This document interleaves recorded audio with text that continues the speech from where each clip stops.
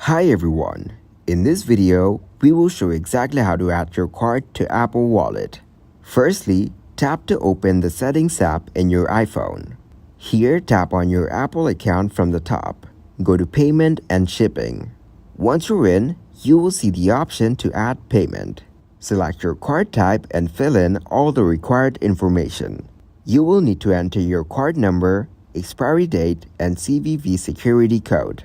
Also, tap on the cam icon given right next to the number. You will need to click and upload a clear picture of your card. It will scan most of the information automatically. Then enter the security code.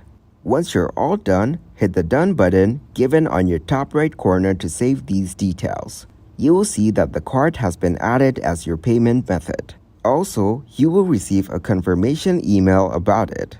Apple Wallet allows you to store your debit, credit, and prepaid cards, as well as rewards cards and other digital items, for easy and secure access.